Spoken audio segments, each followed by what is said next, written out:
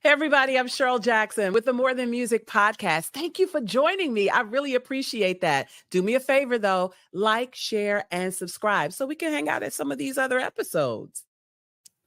Welcome, everybody, to the More Than Music podcast. I'm Cheryl Jackson. Really excited about our episode today. Now, the launch of the podcast, we begin to introduce new businesses that we've aligned ourselves with, businesses that we believe in, businesses that we think you should know about. And tonight is no different. Now, before we get into it, you know the drill, right?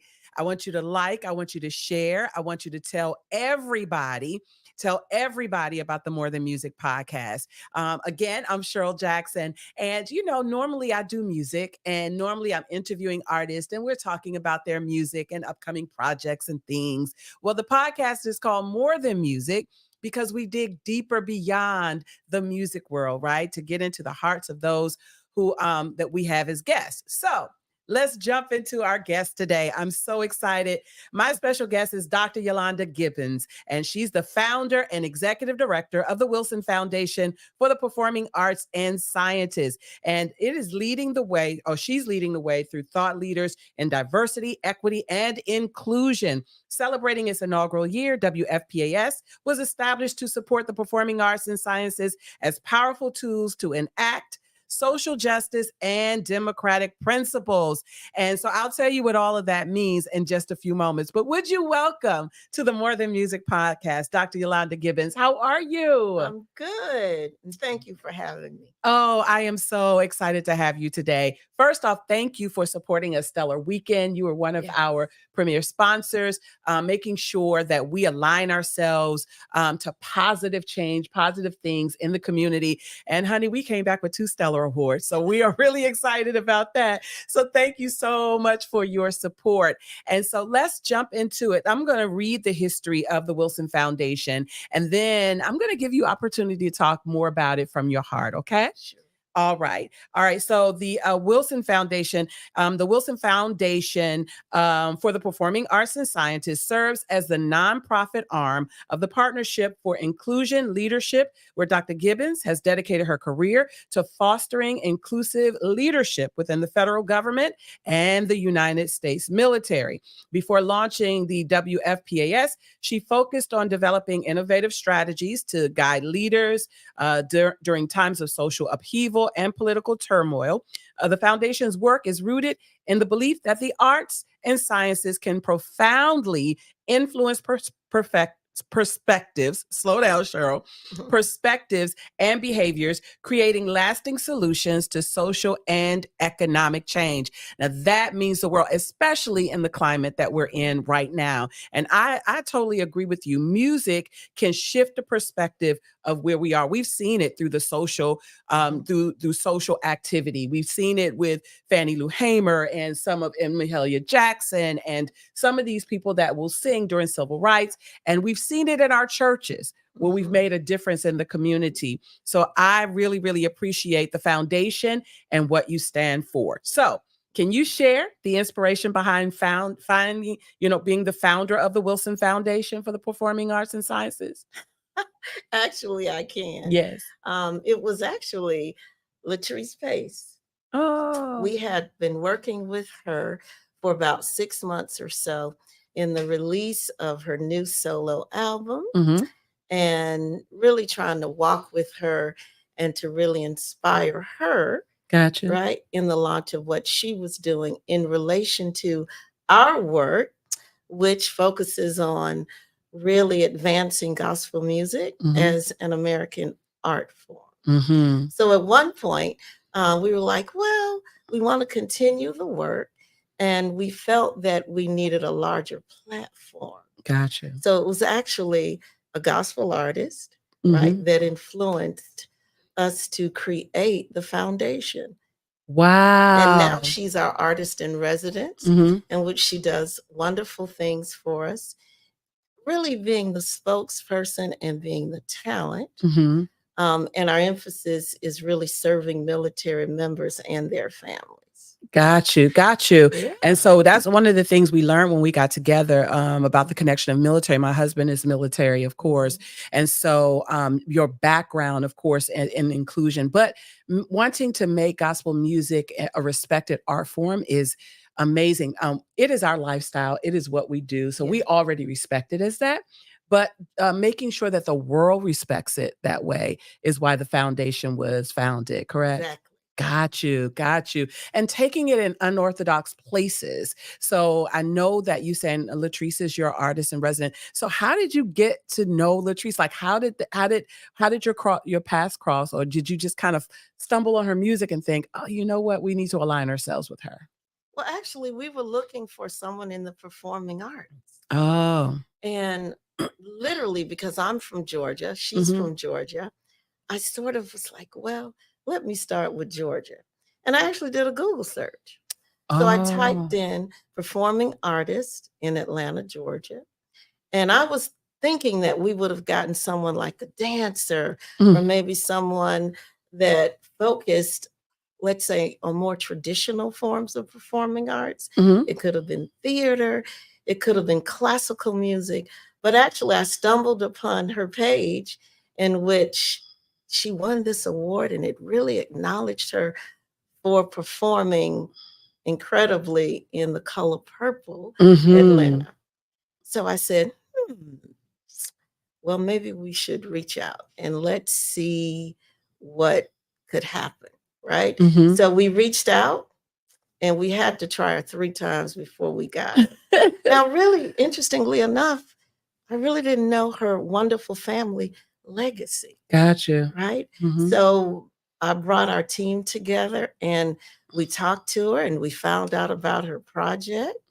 And we were like, wow, wouldn't this be so cool to have a gospel performer, an actress, and she's also an entrepreneur, to be the face of a foundation focused on the performing arts in this country. So there's this sort of unusual intersection, right? Yeah. Because when you think about dance and theater and ballet and museum studies, and you think about, Russian ballet, sort of the traditional forms, Yeah. you really don't think about gospel music. So we decided to be different, right? To risk, and it's been very successful. We go into the performing arts schools like Duke Ellington, Harlem School of the Arts. We're currently forging a relationship with the Washington Performing Arts Society. And we're finding that they love gospel. Oh, absolutely. And they want more of it, Cheryl. Yeah. Yes, they do. They have the Children of the Gospel. They have an adult choir. They have all the things. And so, and you're right, when you're talking about performing arts, and I think Latrice was perfect. I mean, God must have aligned that relationship because you're right. She comes from the legendary Pace Sisters. So for our audience who don't know who Latrice is, and you've been under a rock for the last 2 decades. Like me. Right. She is, she comes from the legendary Pace Sisters, which is a legendary singing aggregation out of Atlanta, Georgia. Now, it's her entire family. All of her sisters sing. She had one brother, Pastor Pace, who also was a singer, pastor, and also put out choir records of his church choir. And I mean, a number of standards and hits that we've witnessed all, throughout our gospel community. He was Murphy Pace, was also introduced to the community. And so first them, and then the Anointed Pace Sisters. Now here's the thing: I'm Church of God in Christ, the largest African American Pentecostal body in the world. And this was my first introduction to the Pace Sisters, because so were they. And so they would sing on the national platforms of our conferences and things. And so then, of course, her sister LaShawn Pace also did some plays and went on as a solo artist. And so she put records out. The Anointed Pace Sisters put records out. And now Tracy is putting records out, right? Latrice has her new record. But before that, she sang with Donald Lawrence and Company. So she was singing with him. And then, like you said, she also does she's an actress. So she's done a number of notable plays. In fact, I believe she's in Baltimore doing Oh Happy Day, a production that's happening at one of the theaters that's opening in Baltimore, even as we speak. And Donald Lawrence's music is being scored at this production. I just talked about it today on my show. And I looked on socials and Tracy was singing, right? And I was like, okay. So I know her as Tracy. Latrice Pace, of course, was singing. Nominated for Stellar Awards this year in major categories. I'm just really proud of her. And I'm really excited that she is your artist in resident. Yes. I think that that is a great connection for the gospel community. And I think that's a great way to educate the world. And I love it that you're going into the performing arts schools. So what specific needs do you see in the community that prompted you to take this step outside of people not really knowing gospel music? What was the specific need? Well, I believe that we are in a place in which the country and the world needs healing, Mm-hmm. right? And restoration. Yeah.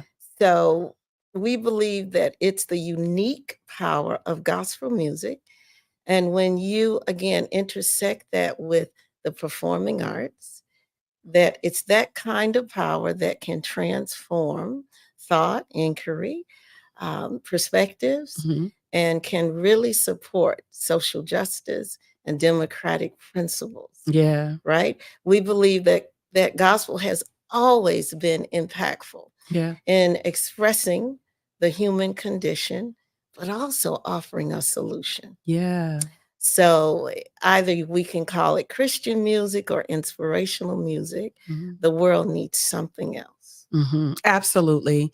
Man, I love what I do every single day, being on air and inspiring. I was talking to my co-host today, Griff, and we were talking about, how lucky we are that God chose us to inspire the world with this music, with this great gospel music. You're right. In a climate where folk are hating each other, I mean, it's like hate is at an all-time high, right? Yes. Identifying ourselves as African Americans has not been, I don't want to has not been the best image, you know what I mean, for powerful people. And so when you have a community that would inspire, because gospel music is the death, burial, and resurrection of Jesus Christ. However, we also have inspirational music that just inspires you to be better. Right. And so for you to align yourself in that and to take a mission to take it places that it normally wouldn't go in the performing arts space. Yeah. And you have artists that does that. Those that have theater backgrounds are like the Donald Lawrences of the world, right? The Youlanda Adams of the world, the Kirk Franklin, these people who have taken gospel music outside of the traditional four walls of the church. So for those who may not be familiar, how would you define the mission? And we talked about you just, really wanting to, magnify this message of gospel music. How would you define the mission and goals of the Wilson Foundation? And why do you believe that the arts and science is essential for enacting social change? Now, we talked about the history of social change. Let's elaborate a little bit more on it. Absolutely.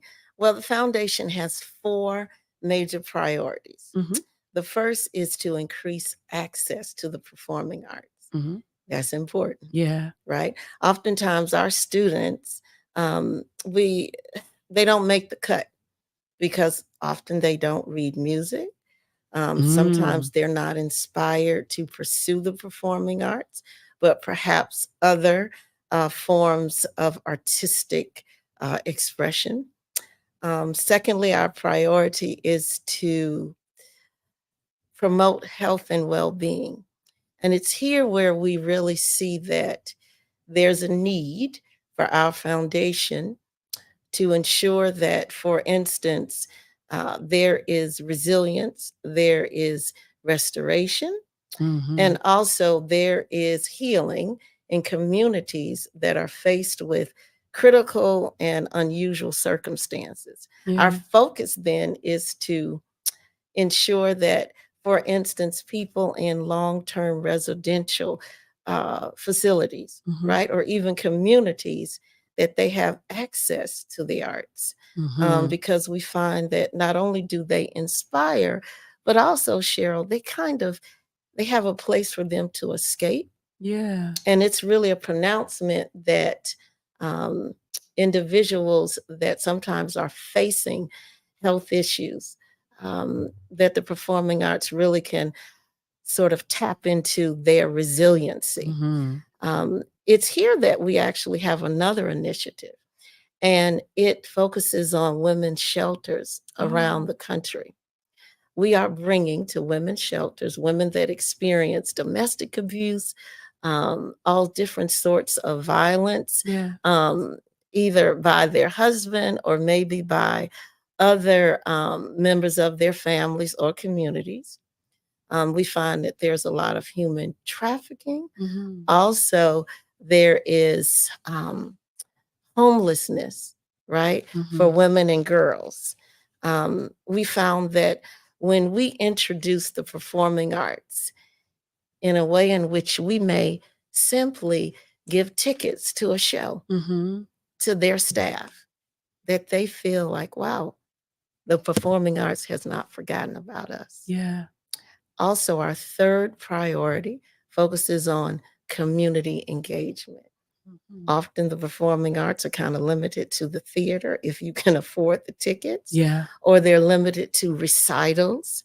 So we're engaging the community through the healing power of gospel to recognize the fact that the arts aren't just, and it should not be segregated to a Kennedy Center or Mhm. to a Lincoln Center, but the community really has an active role in participating because the community also then influences the artist. Wow. And lastly, which we love, we are committed to arts learning and education, Mhm. developing artists from those that may be 9 or 10 years old to the entire life cycle.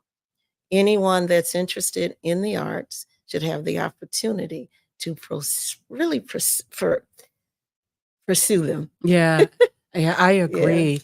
I agree. And you know what is so interesting? All four of those pillars, I started journeying and, down my own life, growing up in Northwest DC.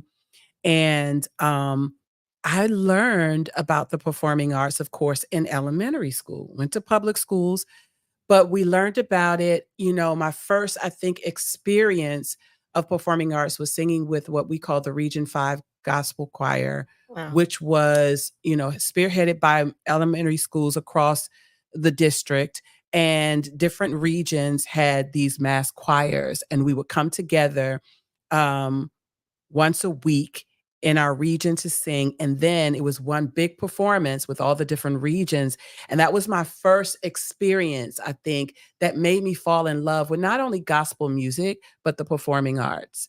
Right. And then you talked about community and, growing up in the community rec centers. Mm. Parks and planning is where I first learned ballet, is where I first learned to dance, is where I first had my formal training, if you will, at the rec center with dance. I ended up continuing dance, and I ended up dancing in our dance company in my undergraduate studies Mm.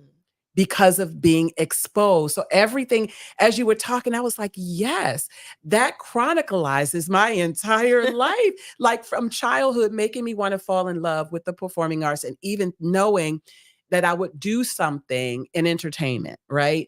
Do something positive in entertainment. And as you begin to speak, the exposure, as you said, is Yes. everything. Yes. It is everything. So if it is being exposed to a production or a Yes. theatrical experience or classes or opportunity to see life outside of where you are Mm-hmm. in this community, it really does open up. So I understand. That is my life. That is my life. And I'm almost certain that those that are watching the podcast can pretty much say the same, that Mm-hmm. once you've exposed yourself to the theater and things, and like you said, not just the Kennedy Center. And it's okay, because I think that in this space, you'll be able to send people to watch things at the Kennedy Center, right? That's You'll it. be able, yeah, but then even your local theater makes the difference. Yes, it And does. a lot of big actors and actresses started in local theater. Yes. And it's even gone back to local theater That's to right. help build. So this is awesome. This Thank is so you. awesome. I am really excited about you being a guest. So, what unique roles does the Wilson Foundation play as the nonprofit arm of the Partnership for Inclusion and Leadership? And how does that shape your initiatives? Wonderful. Mhm, Well, over the past probably 10 years or so, when I moved to Washington, mhm. I was actually tapped when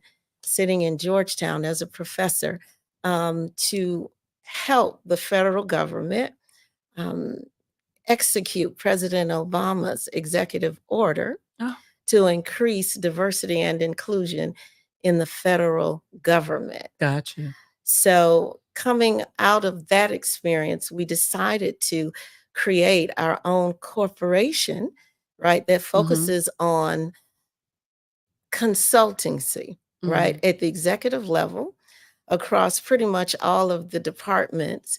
And we've done pretty well in that space, which I'm proud to report, right? mhm. We've become really attractive to members of the federal sector. And I have a great team. We're very innovative. And we've been very blessed to bring to the federal government different ways of thinking about diversity, equity, and inclusion Mhm. as a fundamental principle of the agency's mission. So from there, we decided, wow, wouldn't it be great to have another sort of facet of the work?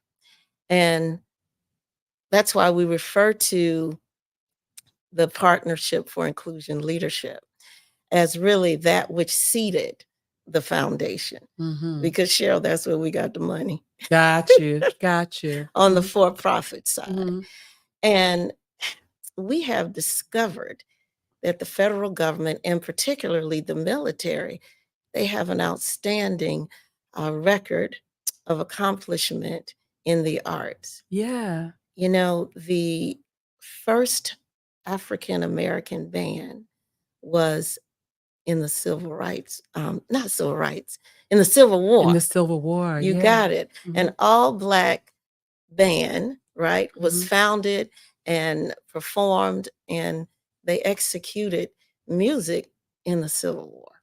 Hmm. So there's a section in Arlington National Cemetery in which we're hoping to bring students from our performing arts schools to visit and to really see that even back during the Civil War, our soldiers, Mhm, they were performing. mhm. So there's something in between Africa, right, and jazz. Yeah.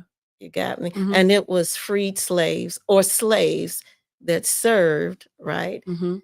in the Civil War. Wow. Because when you think of performing arts, you don't really think military, but every military installation Yes, has performing arts, yes, has a band, have yes, singers, have performers, have productions. yes. Um, and so why would you, I mean, coming from your military background, why do you think that's important in our military installations? Well, what's interesting is that when you find that your soldiers Mhm, and their families, right? mhm. The work that they do is so impactful in securing our freedom. And while we are sleeping, they're on the wall. Yeah. We have found that really country music has sort of cornered the market in terms of supporting the troops, Hmm, supporting our Department of Defense. So, what's important now is that the military is saying we need more hmm. because of the world climate with war and with so many issues with different countries, right, that Yeah. are now creating a certain level of insecurity and threatening security across the globe. Mhm.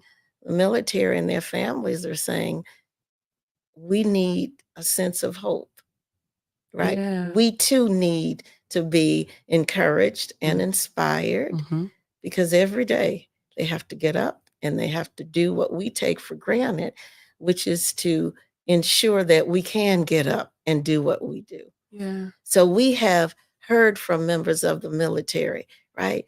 We want diversity. We want gospel singers to sing our national anthem. As such, the Wilson Foundation, vis-a-vis our artists in residence, has broken barriers, right?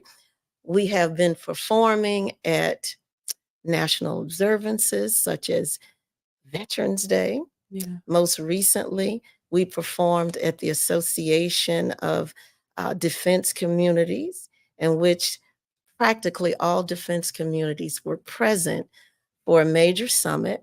And Latrice, she sang the national anthem, and Cheryl, they broke protocol. Oh my goodness. They were clapping and they were whistling. And so many people said, they're not supposed to? They're not supposed to. The color guard hadn't even, left the stage. Got you. So as such, they want us back. They want us back. Yeah. And the same thing with Veterans Day. They want it back. Every senior leader over at Fort Belvoir, they're like, we want her. That's what gospel music does, right? It does. That's what gospel music does. The mission to share the good news or inspire. You're right. We need that.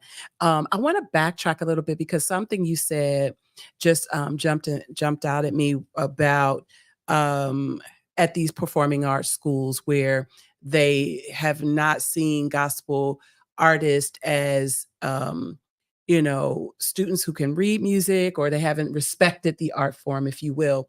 And it's so interesting. I'm a part of the Gospel Music Coalition that's been newly established. And one of the board members is the Dean of Students at Berkeley.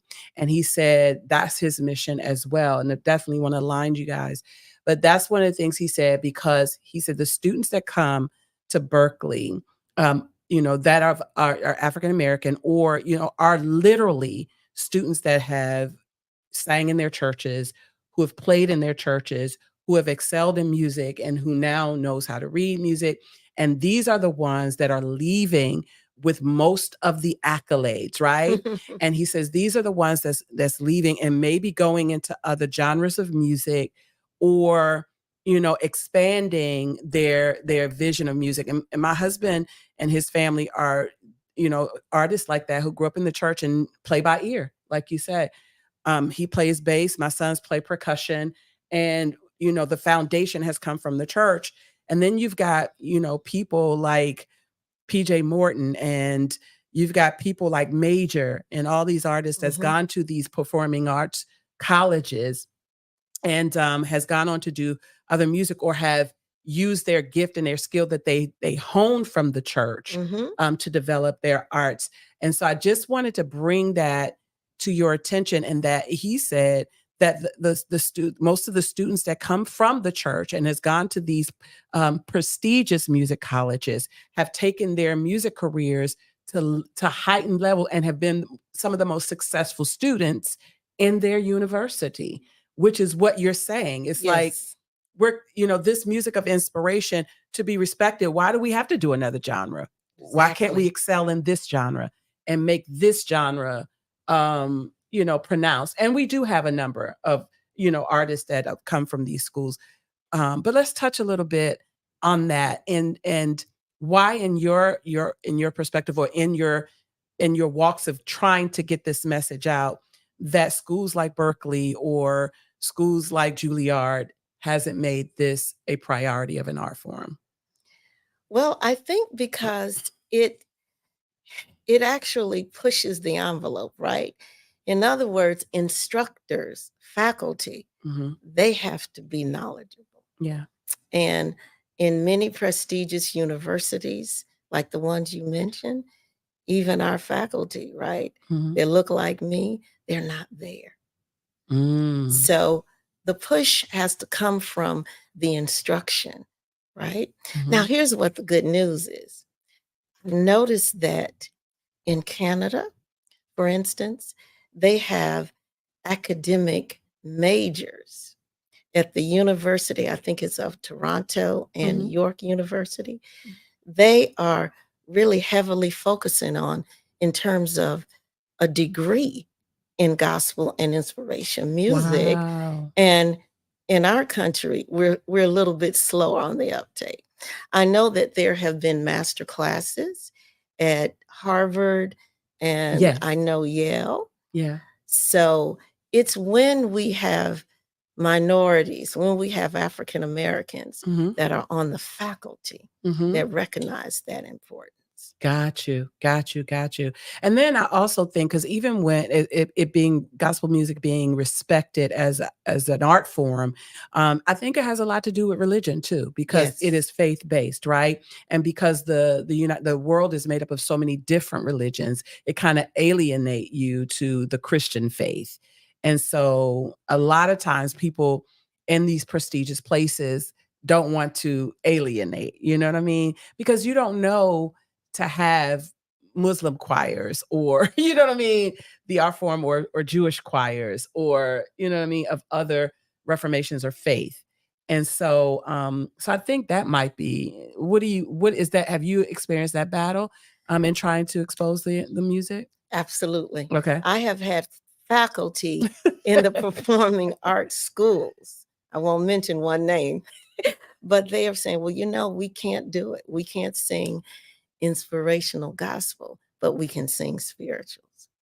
Okay. So there's this kind of, selection once the music has been accepted and determined to be a part of a certain repertoire or a discipline, then it Hmm. sort of gets adopted and it can be, delivered as important.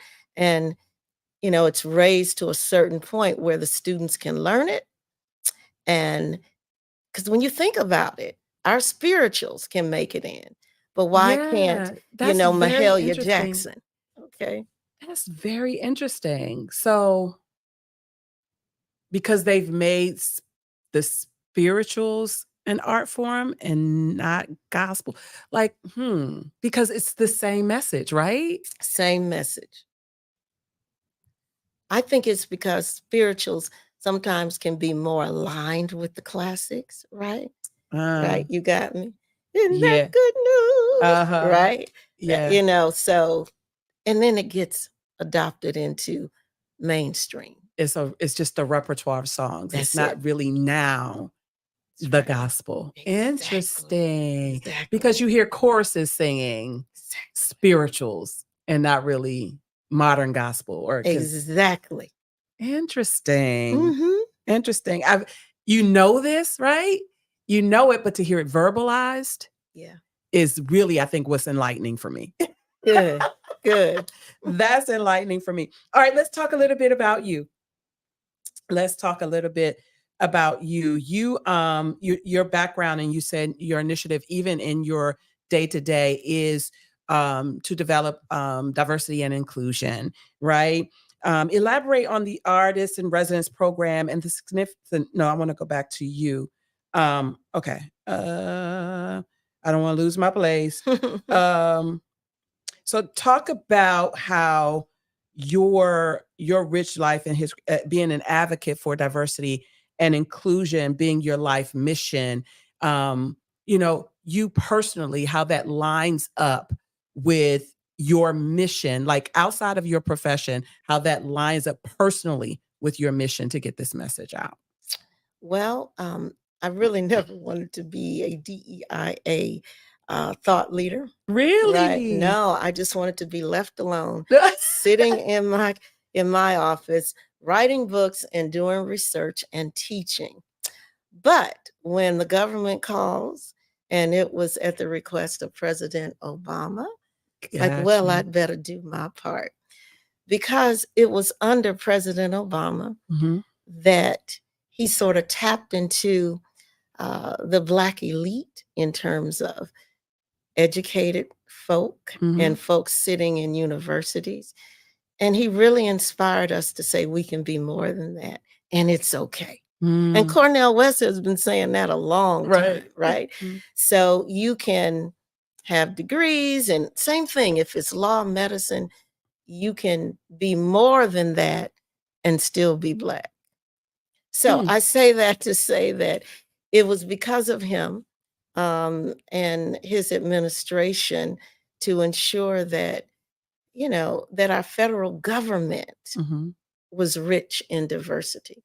And alongside that becomes this notion of inclusion. Mhm. So for me, right, Mm. inclusion sort of personifies me being a sociologist, that there's so many things that are important to the country, important to the world, that tends to be excluded. Yeah. So I was teaching this stuff in the classroom, and now I'm practicing it and living it, and hopefully really making a difference in the federal space, Mhm. really the federal space, but also for federal workers, Mhm. right? Right. I also noticed how how God has aligned your profession to drive your passion, right? But then let's talk about the education arm. How has, you know, tell us a little bit about your educational background, but then how that has also played a part in you being able to execute the things that you're passionate about with the performing arts. Well, Because I'm your background is not in performing arts. no, it's not. No, it's not. No, it's not. However, um, that's a really good question. Mm, I've done well in the academy, right, as a mhm, student, and also, coming out and working in the academic environment. But what's interesting to me is that being a student that was really trained in Massachusetts, right? mhm, And Massachusetts is one of the centers of art. Like you mentioned, Berkeley School of Art. yeah, And I was exposed to so much great theater and so many great performances that folks look like me, mhm. and it inspired me, really, August Wilson plays, and all Ooh, of that was because of my residency in Massachusetts as a graduate student in particular, sort of overly educated, I guess, with mhm, many, many degrees.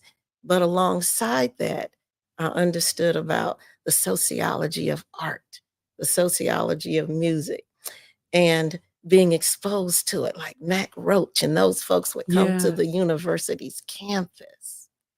And I only took one class, like music appreciation, and barely got out of there. But This uh, is why I asked, because your background is not that, but it's just such a passion, and it makes so much sense. But keep talking. Go ahead. Talk about how this has aligned to you now fulfilling this passion. well, I was in the gospel choir in college. Mhm. We didn't sound we weren't You that weren't all that good. good. But but but you know what? I'll be honest with you. I saw a gap, Got you. right? I saw a gap. Mhm. And I said, wow, the performing arts and gospel and my discipline, because the universities, we produce, right, Mhm. the performing artist. Yeah. But when I looked around, I was like, where are we? And when I found us, right, we were really, um, you know, sort of, what can I say, a minority Mhm. within the majority. Yeah. There was no, shall we say, critical mass. Mm. So a lot of our students, they tend to fall out Mhm. because they can't take and they shouldn't take the discrimination Mm.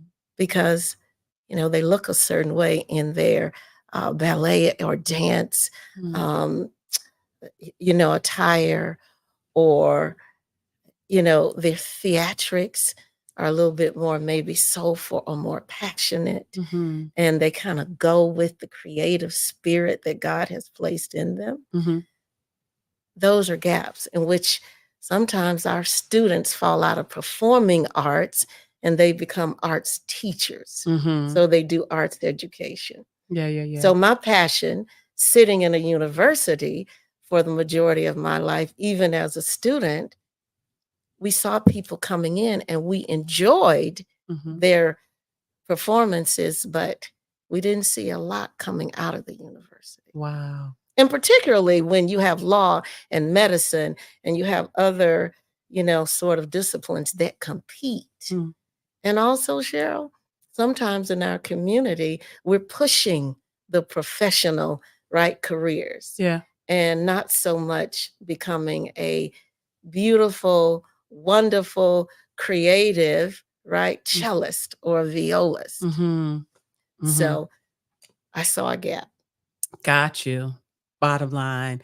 And it's so interesting. I pray that those who are watching this podcast, that you're feeling like I'm feeling and kind of aligning yourself with the message that we're portraying, that knowing that there is a gap in the performing arts Yes. and classical performing arts, and that we have a mission because this message is so powerful. We are people that's so powerful, and we've seen it elevate. We've seen it prosper in the civil rights. We've seen it in our lifetime, and that this music and this art form is so important that it changes. Yes. It changes environments.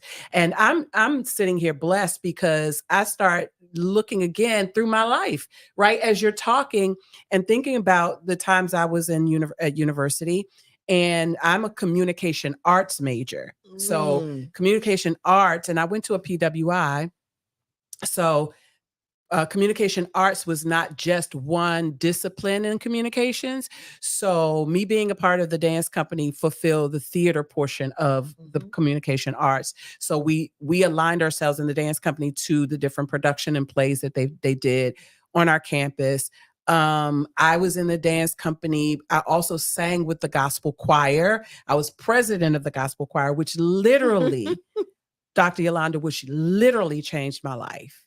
This is what changed the gospel choir at Salisbury University, changed the trajectory of my faith. It changed how I developed relationship with the Father, which is what made me dedicate my life to gospel music. Literally at this PWI, because when you go to these universities, you create a community. Yes. And that became my community, which literally helped me develop my relationship with the Lord while giving me the expertise I needed in the art form and, in my discipline. So being in communication arts, again, it was the theater, and we had to do television, and we had to do magazine, and we had to do PR, and we had to do radio. And radio was just a drop in the bucket of what we learned in communication arts. And here's the thing, this is why God's hand has been on my life, because that's what I hear and see as I'm talking to you. When we're not favored in that particular school, I became favored. Every project, they wanted me to be the talent. Every group, they wanted me to become the, you know what I mean? And so then I knew that I had this gift. And so I think that when we understand our place, when we understand the gift that we have, and influence is what I'm seeing you use, your influence to get this message out, we can then make a difference in the world. We can then begin to magnify this art form. We can then begin to share this good news. We can then begin to share the art form of inspiration and gospel music in places that we normally don't have. I am just, this conversation has really shown me how God's hand is on the foundation and has been on my life. And I'm praying that those that are watching this podcast will also see where God's influence has allowed you to get this message out in whatever discipline you're in. She's not an artist. She's a social work, but her passion is to get this message out and to share this music and this art form because of the influence that it has in the earth. I think that is okay. That's so awesome. As you look ahead in the future of the Wilson Foundation, what are some of the upcoming initiatives or projects that excite you the most, and tell us why? Well, very recently, we sat at the table with the leadership of the Washington Performing Arts here in DC. And it was actually wonderful. We're excited about partnering with them around their production of The Modern Warrior, which will be May of 2025. And we also are excited about partnering with them as they will be taking their Children of the Gospel Choir in March to New York. And because of our partnership with the Harlem School of the Arts, we're going to ensure that Children of the Gospel from here in Washington, they get to walk through Harlem School, they get to meet the other students, because Latrice is working with Harlem to raise up a youth gospel choir. Wow. Isn't that awesome? Yes. And then the other activity that we're excited about as well is really our global campaign, which is to ensure that women have hygiene, feminine products. And our foundation says that that's important. Yeah. That it begins with the period. And we're connecting the fact, again, that our effort to ensure that regardless if you're in a women's shelter or if you're sitting on 1600 Pennsylvania Avenue, that everybody has an opportunity to be exposed and be inspired, motivated, and healed and restored by the performing arts. That is so amazing. You got to continue to let us know this information so we can share it on our platform as well, so we can be a part. I would love to know more about what Tracy is doing in Harlem, and even the hygiene products. So for those who are watching, those are part of our podcast, you can certainly leave your questions or comments. And we do have a comment and question from our audience. The question is, has there been anyone who walked off the street and act into performing arts schools without training or training? I don't know if you can answer that, but I'm certain there probably is, if they can afford it, even off the street, because you have to audition in these schools. Yes. You still have to be able to present in a, so I don't know if meaning walking off the street, meaning without experience, or is walking off the street meaning has not been selected from like a performing arts high school into the performing arts college. But I don't know if you want to touch that question. Well, I think that mentoring, outside of the school will allow anybody to get in off the street. Yeah. Right? Because they have the confidence, they have the will and the determination that has been nurtured and cultivated to where someone, when they open the doors in that school, they'll say, oh, we are impressed. Where'd you come from? Well, I came outside of these doors, but someone thought that I was good enough to show up. Yeah, that's good. That means mentorship makes the difference. Makes a difference. It makes the difference. And like you said, with your foundation going into places that are unorthodox, that may not be exposed to the arts, will give people who have this talent and gift the ability to walk off the street and learn. Like I said, I learned through Rex, right? I started learning in Rex, and then I started getting a little more formal training before I ended up going to college. And I didn't think I was good enough for the dance company. I just started taking dance classes because I loved it in college, and as a prerequisite for my physical education, right? So instead of taking like weightlifting or anything like that, that was a prerequisite, I took dance, and then just kind of began to develop and hone my skill till, well, I was good enough to get to the the dance company. So I think that yes, that answer is yes. With mentorship, with opportunities and mentorship and exposure. That's it. Is what I hear you saying. That's it. Yeah. All right. I see more questions coming in. All right. Here's a comment. Gospel music expresses the human condition while also communicating a solution. Yes. Thank you for that comment. And then someone else says, not all heroes wear capes. Love it.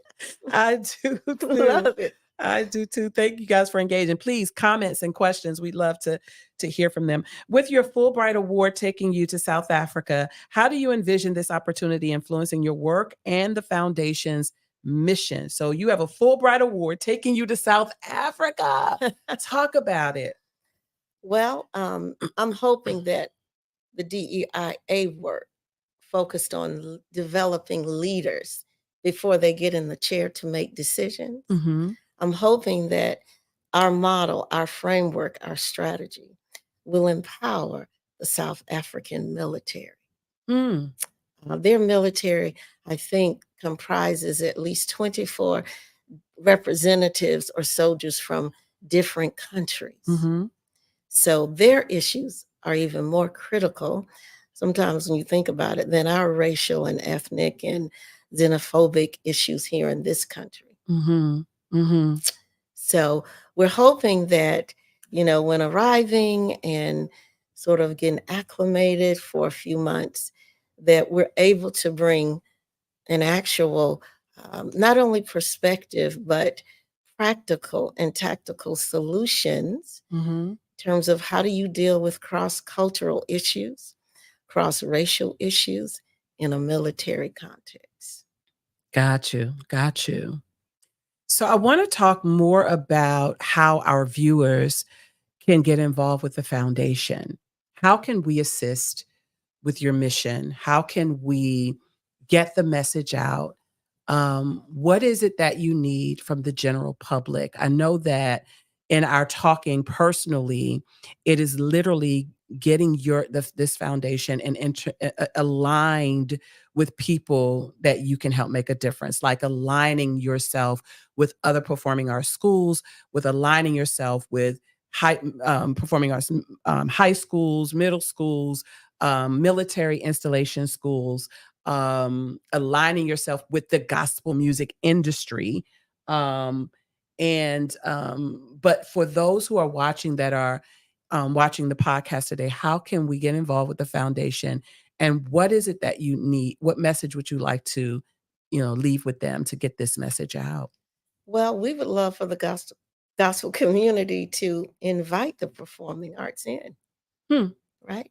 If there are opportunities for the students to dance in our churches or in our institutions that really focus on gospel, invite the foundation to ensure that that happens, Hmm. right? Make sure that, when you guys are doing your spirit of praise and all these wonderful opportunities Mm-hmm. that communities have to enjoy music, Mm-hmm. make sure that the students here at Ellington or, in other schools and colleges Mm-hmm. that focuses on the arts, just kind of Include them. remember to include them. Mm-hmm.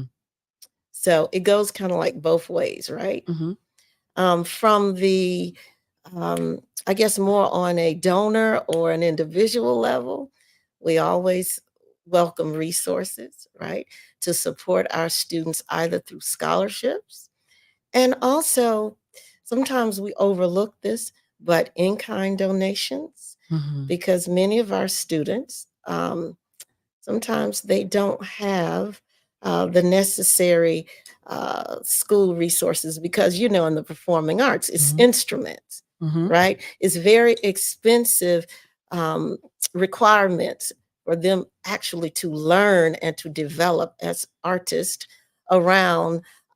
It could be the dance attire, it could be the dance shoes. They go through them a lot. Mm-hmm. And oftentimes they need help and support. Communities here in Washington, I think sometimes there's this assumption, Mm-hmm. that these kids have all that they need, right? They're talented, they're brilliant, they're inside of a school environment that celebrates them because they're unique and they're awesome. But a lot of times they come to school and they need, resources. Mm-hmm. And that's one way in which when churches and communities alike, when they get ready to do, if it's school supply drives or, you know, things that normally our churches focus on, Mm-hmm. also think about the performing arts students as Mm-hmm. well. Mm-hmm. So, and I hear you because, my daughter is I think I shared with you that she is a theater major with a concentration in dance, and she dances with Divine Dance Institute. And um, the owner is a good friend of mine, and she's always saying, I would love to open with a big production Hmm. from the school. so that we can expose, this particular dance reformation, right? And so, and putting them on the big stage, I see artists including them in that. And so, I will be mindful of that. I don't do the planning for Spirit of Praise, but I can certainly put a drop in the hat. You know what I mean? To make sure Yeah. that the performing arts schools and those that are, matriculating from these particular art forms be exposed on a bigger platform and bigger stage. Um, and so I do hear you on that. So those who are watching, that's one way. How about financial donation? Tell us where we need to go if someone wanted to say, hey, I may not be able to do the work that you're doing, but I can support financially to help see the work come to fruition. So where do we go to donate? www.wfpas.org. WFPAS.org. And I'm sure Got he'll it. have it scrolling along the screen. WFPAS.org is where we need to go. And what about volunteers? People are asking, are you looking for volunteers or anybody to be board members, or anything else you need from the community to help with the foundation? Absolutely. We love volunteers. Mhm. They're awesome. We have a relatively small team. Now we're being really approached to partner with organizations in which we need volunteers to carry out a shared vision and a shared mission. Mhm. And also, for instance, we found that, and this is another sort of call out for a request for help. We found that oftentimes, because the students are required to perform Mhm. outside of the school, not only just in recitals, but they need, quote unquote, the practice, right? Yeah. To go before an audience outside of their school to, hone their craft, right? Mhm. Where we're finding that when you have to transport the students, like with buses, Mhm. you have to give them lunch, Mhm. you have to pay a teacher stipend. Those are the kinds of things that our students um, need and they require in order to leave the school and to perform, Mhm.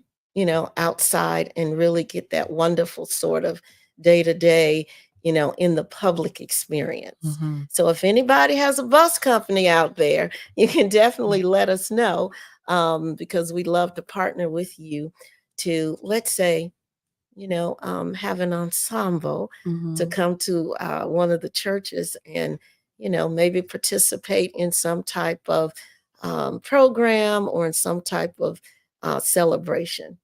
Wonderful. All right. So if you just peeked in and you're just learning about our conversation, I am talking to Dr. Youlanda Gibbons. She is the founder and executive director of the Wilson Foundation for the Performing Arts and Sciences. And let me tell you something, this conversation has been so intriguing, insightful. And man, I've just been getting revelation as I watched how God has really developed my own life Mhm. without having the literature or or the way to articulate what you've said. God has done right in my Mhm, life. mhm. And so I'm really enlightened by the conversation. But before we go, we've got about 2 minutes before we wrap up. I want you to give final words and final thoughts of what it is you'd like to share with our audience before we close out. But what I'd like to share is also the impact of gospel Mhm. on our team and Mhm. on the foundation. Someone who's very dear to me and a good friend, sometimes she'll say, Yolanda, give grace, right? Mm. And then my team will scurry around. What is grace? What does that mean? Right. And so it's having the presence of a gospel artist or being connected to that community Mhm. that inspires us as a team to actually execute the work by keeping us grounded in Mhm. principles that are godly and principles that center around, for example, grace. Yeah. And what does that mean to execute grace in order to get peace? Mm. And that's central to any work that you have to do or should do that has impact. Yeah. So we're Yeah. thankful to you and Oh. all of those that are on this podcast and in our broader communities that are dedicated to spreading the word through gospel. And congratulations on your stellar award. Thank you. Thank you. You're Thank welcome. you. Thank you for believing in Cheryl Jackson Enterprises and aligning yourself with us. I am excited to share on this platform your mission for performing arts, especially for the Gospel and Inspiration Art Form. Excited that you have Latrice Pace as your artist in resident. And I am wishing great success, praying great success over everything that you find your hands to do. Now, for those who are watching today, log on to email them at or website, WFPAS.org is where you can go to find out more about the foundation, more about how you can get involved, about how you can donate, how you can help take this message to the masses. And I really do appreciate you guys watching the podcast today. So we're going to wrap things up. But thank you, Dr. Youlanda. Thank you. I really, really appreciate you. And I love this partnership. We will continue it. We will continue to use both platforms to get this message across. Guys, that's the More Than Music podcast today. I really appreciate you tuning in. I pray that you got something out of it. Be sure to like and share. Be sure to like and share. Dr. Youlanda, thank you so much. Thank you to Kowo and Kresh. This is where our podcast studios are located in Alexandria, Virginia. We appreciate the podcast space. It is absolutely gorgeous, as you can see. And we'll talk to you the next time. Bye-bye. Hey, everybody, I'm Cheryl Jackson with the More Than Music podcast. Thank you for joining me. I really appreciate that. Do me a favor, though, like, share, and subscribe so we can hang out at some of these other episodes.